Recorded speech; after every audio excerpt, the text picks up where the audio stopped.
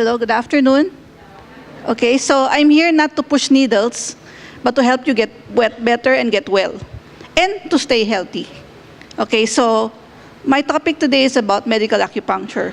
Okay, I'm saying medical acupuncture because this type of acupuncture is done by Western doctors with an Eastern training.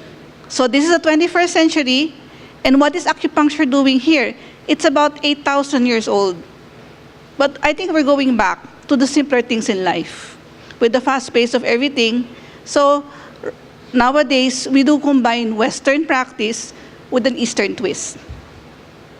Okay, so I think you all know that. Cell phone, Facebook, Twitter, and everything else, YouTube. We don't get to talk to anybody anymore. We just have dinner sitting with our phones. Of course, it's bonding moments with our phones and with our family. But because of this, life becomes very, very fast.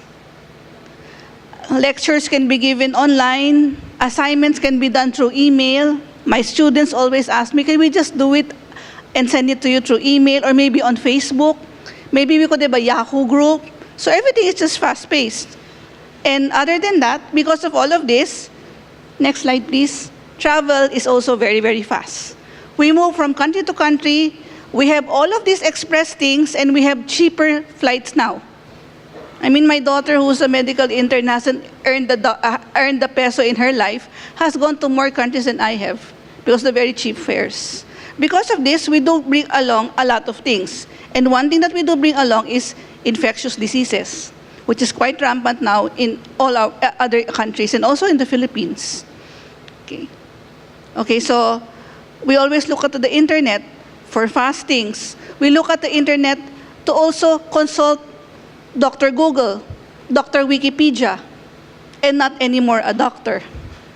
Okay, so my patients come in and say, Dr. Google told me, Wikipedia told me. Even my medical students, in Tagalog terms for those foreigners, we call stupid bobo. So I call Wikipedia Wikibobo, because sometimes there are misinformations. But all of these things, when you combine together, give you a very fast-changing world, a very fast-paced world wherein people become very, very impatient. Because of the impatience, then a lot of things come out. Okay, so if you look at here, this is our lifestyle every day. We get up, we change clothes, we go to work, we come home, we have dinner, we go to sleep. Some of you like to go out and party and then come home and sleep for about 2 hours. All of this will have a toll on our bodies. So what happens is, there are adverse conditions. Anxiety, stress. If you would look at her, I think she wants to just pack her things and go home after a long day of work. Sometimes when we are stressed, we have sleepless nights. Not just because of the stress, but because of the work. Remember, we do have the BPO industry, wherein our timetable is turned around because we have to be awake at night to be able to service other countries and sleep during the day. Remember, the human being is a journal creature. When I say journal, we have morning and we have nighttime. Nighttime is to sleep, morning is to get up. But when you turn things around, you turn the whole body system around too. We then develop bad eating habits, weight gain, and a lot of things. When you put all of these together, what we do get is illness and disease. Okay? I know what people talk about now is the aneurysm. You've heard of this young actress who's very healthy, she's very thin, she's athletic, but yet she still had an aneurysm. And you'll be surprised, why? Why did this happen? It happened because of a certain lifestyle. It just doesn't happen overnight. So usually what happens when you have all of these conditions, you go to your doctor. And the doctor will give you medications. I can't sleep, doctor. Sleeping pills. Backache. Frozen shoulder from the computer. Pain medication. My boss has been running after me and he threatens to take me out of my job. My blood pressure is going sky high. Antihypertensive medications. Doctor, I failed in my exams. I'm so afraid to go home to my family, to my parents. I want to kill myself. I am no good. Okay, the doctor will tell you, okay, antidepressants. So, good if they just give you one. A lot of people have a lot of illnesses put together, and what happens? They drink around 5, 6, 7, or 10 tablets a day. Okay, what we call that in Western terms, we call that a polypharmacy. And what usually suffers when you have 8 or 9 or 10 tablets being taken in every day? What suffers would be two main organs, your liver and your kidneys. Okay, so it's like you're helping yourself die faster, die younger, and with all the expenses. Next slide. So, nowadays, because of all this, you've heard of the opioid crisis. Opioid is a pain medication, much higher than your non-steroidal anti-inflammatory drugs, about the level almost of morphine. Okay, so there is some opioid crisis right now because a lot of people have been taking pain medications left and right because of our lifestyle in front of the computer, in front of the cell phone. So now there's a clamor for a more natural treatment, a treatment that has lesser side effects, that won't hurt your kidneys, it won't hurt your liver. You will feel normal, and it won't harm your body systems. It can be preventive, it can be curative, and it could also be supportive. Okay, and it also could be self-healing. It means it prods the body to heal itself. And it also can prevent or avoid polypharmacy. Okay, you get your paycheck, 35,000. You spend about 15,000 on medication. What's the use of working if everything goes to the drugstore or everything goes to the doctor? So right now, I would like to introduce to you a new, it's not a new one, it's an old Eastern method that we already use in our hospitals, not only in the Philippines, but also in the United States at Mayo Clinic, Sloan Kettering, and other countries like in England, in Ireland. So I would like to introduce to you is medical acupuncture. If you look at the face of the patient, she looks so serene, so relaxed. It's pampering time for myself. It's I, me, and myself for this time, and everybody needs that. Don't get guilty if you give yourself 1 hour in a week to pamper yourself because you deserve it. Okay, so acupuncture is here to help you. 1, to prevent illness. 2, to help you get well. And 3, to be able to avoid being a walking polypharmacy. Next slide, please. Okay, so I'd just like to introduce to you, medical acupuncture is part of what we call traditional Chinese medicine. It's been around for almost 3,000 years, and right now, it's the second largest medical system next to your Western medicine. Next slide, please. Okay, so traditional Chinese medicine is a way of treating patients holistically. It's not just the body, it's also the mind and the spirit. You consider all of these three because a lot of things can come out of emotions, a lot of things can come out of external factors like the weather, like the aircon in the office. A lot of things can happen. If you just give your patient a pill, you just do surgery on your patient, but still your patient does the same thing every day, it could still cause disease. So this is another offer to you of another health system that could actually help you get better. And if not better, the word is to get well. Okay, so in traditional Chinese medicine, there are 4 pillars. These are 4 treatment forms that you can also have to help you in your wellness and in your health. The first one is, if you will see, this is massage. It's called tuina. It's a Chinese massage. Okay, it's a misnomer. People know this as acupressure. But the correct term for that is tuina. If you don't like to get poked with needles and you're afraid of needles, then this is your next best bet. You can do massage on the patients on specific acupuncture points. Actually, we can people who are non-medical could also learn these points and they could do it to themselves and their families. So one thing is tuina. The next pillar is herbal medicine. I think you've heard of herbal medicine. Okay, now, I know you've heard of Dr. Jaime Galvestan. He is one of the prime movers of herbal medicine in the Philippines. The difference, he pushes the local herbs. Tawa-tawa, pito-pito, you've heard of these things. And these are actually medicinal things. Malunggay, garlic, they actually can help. Okay, that's a good thing because herbal medicine is not just confined to Chinese herbs, but here in the Philippines, we can do our own herbs to help our patients. Okay, these herbs are not there to just replace your medications. It's there to also help as an adjunct to lessen your medications. And then the next one is what Dr. Guzman did, Qigong. Okay, Qi means energy coming from the air, Qigong. If you will see, he has a nice position, and he is raising his arms to the universe to get energy coming in. That is what you call air, or energy coming from the air. Okay, so this is also a practice you can do daily, even in your office, even by your desk. You can do these simple movements to help you feel better, work better, and the most important thing, be able to contradict the stresses in your life at work, especially in the BPO industry. I know how it is. I was a doctor in the BPO before, not as a BPO, but also as a doctor in the clinic. I would go to work at 10 p.m. and leave at 5 a.m. because there are so many patients in the clinic because of the stress factors in the BPO industry. Okay, and then the last one, which I will introduce to you, it's acupuncture. Okay, in our term, it's medical acupuncture.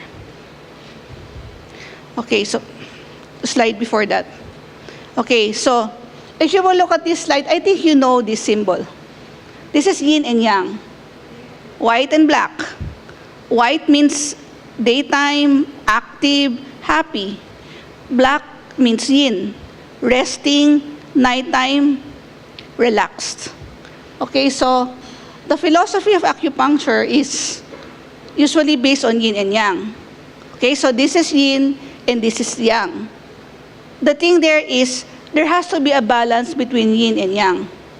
If there is no balance between yin and yang, then that would be wherein disease will come out. Okay, in the BPO industry, what do? Do we follow yin and yang? I don't think so. Because we're awake at night and we're sleeping during the day. And that could cause havoc in the body. But of course, you tell me, doctor, I can't, it's my job.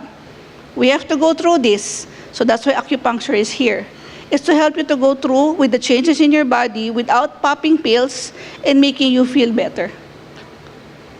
Okay, so the main principle in traditional Chinese medicine is Qi, which is energy, which is what we call ATP. I remember, if you remember your science classes, it's just simply ATP. We need energy. We are a charged individual, positive and negative energy. So this Qi is the one that is flowing in our body. There will be doctors who will ask, I cannot see the Qi. Of course, we can't see the Qi. But the Qi goes through channels in our body. I can't see the channels. There are spaces in between your body, between organs, and that is your spaces in between, and that is where the Qi usually will flow. So Qi always has to be free-flowing, like the stream. The symbol of Qi usually to represent is water. And the stream has to be flowing to be able to have good health. If Qi doesn't flow, then it will be turbulent like this. Then there would be dysfunction. There would be pain, there will be tumors, there will be masses. It's called the stagnation of Qi. If Qi stagnates, you've heard of stroke patients. Something just ruptures and they start to bleed. And the next thing you know, they're either comatose, paralyzed, or dead. That is stagnation. That is when Qi builds up on a certain area, and then your blood vessels usually burst. Okay, so to prevent this, we can help with acupuncture to maintain the smooth flow of Qi. Okay, so there are certain meridians in your body, a total of 12, that represent the organs in your body. And all of these have acupuncture points. So they usually represent major organs, and functions of your body. And that is where we put the needles. Okay, we do not just put it anywhere. That would be a sham acupuncture. Okay, but we do put it on different points to be able to make chi flow better, to be able to make blood be nourished or nourish the body. Okay, so, but a lot of people will ask, Doctor, how could it help? I have to tell you a confession. I am an anesthesiologist and a pain management specialist. The bulk of my patients are cancer patients. I did not believe in acupuncture before because I could not in my lifetime imagine physiologically how a single needle or several needles would help my patients get well. But then every time I would see a cancer patient on their last stages of their illness, you would wish that it would not happen to you because they scream, they cry because of severe pain. And not even how much morphine I give them, it still is not enough to relieve their pain. So when we do give morphine, the problem there is your patient is asleep or restless, still shouting, still in pain. So I had to look for another avenue for my patients. And that is where I found out that acupuncture can actually go hand in hand with Western. So now my patients that have cancer, my patients who I have to do anesthesia, they all do get acupuncture. And when they get it, the anesthetic levels are not that high. After surgery, they wake up pain-free without much medication. Healing is better, and there is no anxiety, there's no depression, and there's no fear. So how does it work? Is it like just a cactus here, that there are just pins around? So acupuncture works probably this way, because there is no specific really how acupuncture works. But there is what you call your neurohumoral theory. When you put a needle on an acupuncture point, it will stimulate your brain, specifically the cortex area, the body of the brain, and the nervous system. Okay, this one will send out chemicals or hormones released to the disordered organ. Okay, and these usually are called happy hormones. This type of hormone, we call it endorphins. And usually this one will decrease at least the pain, the inflammation of your patient. So you'll have a patient that will be a little less in pain, happier, and there will always be a feeling of well-being even on a first acupuncture visit. Okay, so the mechanism of your acupuncture is it will activate your opioid system in the body, and it will change the brain chemistry and release neurotransmitters and hormones. Remember, the body usually reacts when there is an injury. But the acupuncture needle is so thin, like the hair, that when you do it, it will react differently. It will try to send more hormones to the area to relieve and to heal. And that's how the feeling of well-being comes in. Okay, now, at first we thought acupuncture was just for pain. Of course, even other doctors would say, I'm presenting the patient to you because of pain. So, yes, it is very good with pain, any type of pain. Acute pain, chronic pain, post-surgery pain, cancer pain, and even dental pain. When my patients go to the dentist, usually I stick small needles in the ear. They call ear staples on certain areas. So that when extraction comes in, it's just a single shot, and then no more pain, and inflammation goes down right away. So it could actually help for pain and even cancer pain. Acupuncture can also help in cardiovascular diseases, hypertension, congestive heart failure, myocardial infarction, ischemic heart disease, and angina. But doctor, myocardial infarction is a heart attack. How can it help? There are emergency points in your body on the tips of your fingers and the tips of your toes and on the chin that will actually help you when you have a heart attack. The main thing in a heart attack is the severe pain that gets the patient. So you can do that while you're running the patient to the hospital. Okay.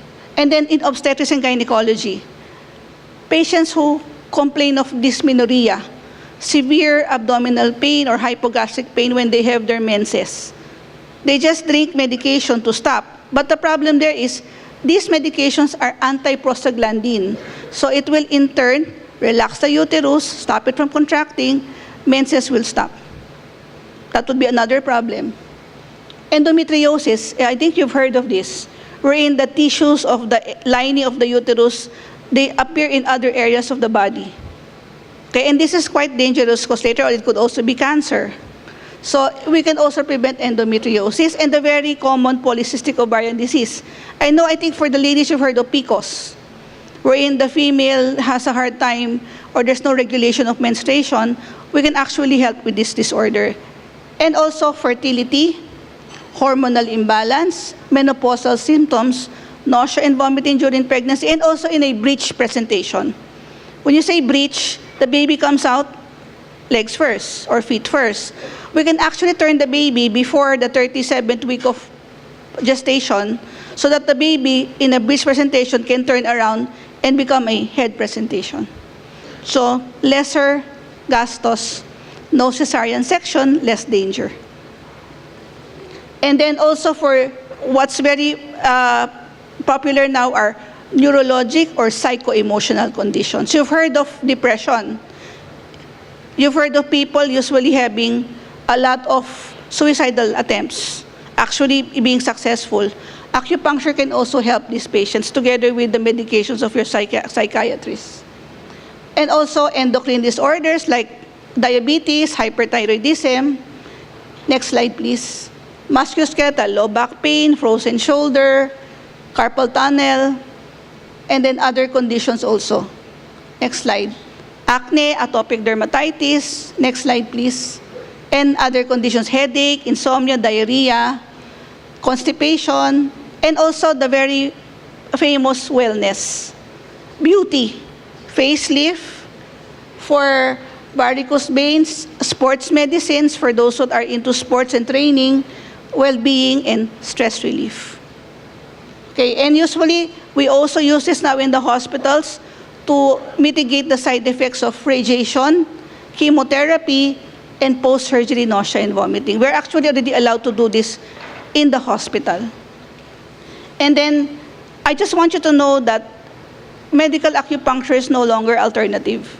It is already known as a complementary medicine to help as an adjunct in the treatment of your Western medications, to prevent you from drinking too much medications, from harming yourself, and to having a better life than just popping a pill. Okay, so what do you expect? It's the same thing like a doctor does, except there are two things that we do differently. Next slide. We look at the tongue. The tongue of the patient represents different organs in the body. The shape, and you know the moss, the white one, sometimes we try to brush it out.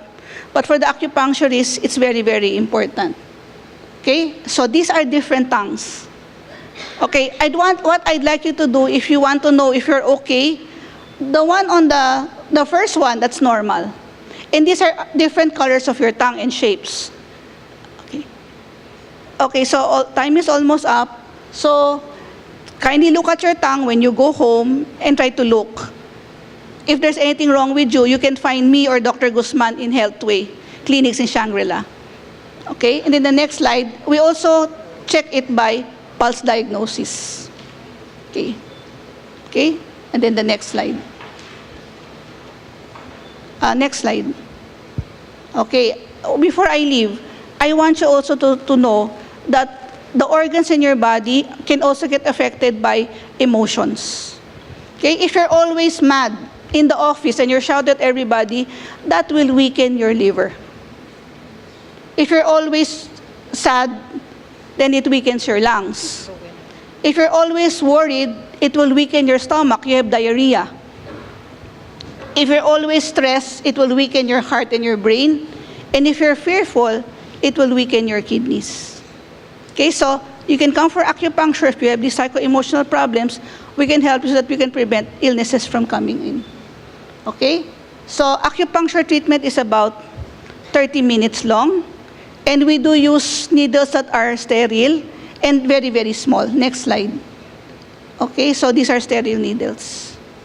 Okay, so does it hurt? No, because the needle is very, very small down compared to a matchstick. Okay, so we just have to go on. Well, another question, if acupuncture will conflict with medications. No. We do not interfere with your Western doctor, but we do bring you back for the doctor to decrease your medication when you get better. And what are the side effects? Slight lightheadedness, and then seldom, sometimes dizziness or sleepiness. Okay? And then we also have moxibustion. This is like a herb that we use to heat up the body, and also the very famous ventosa. Okay, so the benefits of acupuncture, it can provide natural healing, no side effects, no complications, and usually it can provide a feeling of well-being for your patients. Okay, so there are a lot of similarities between Western, but the very first thing is we will try our best that we should always help to cure the patient. Okay, so remember, I just want to leave you with this. There's nothing mystical about acupuncture. It's not magical. Actually, it's longer than Western treatment. But the purpose of your Eastern treatment is to send signals to your body to function the way it's supposed to be in the natural state. That is what's different in Western, wherein you're given medications to support. But to put it back into natural states, they say there are chronic conditions that cannot.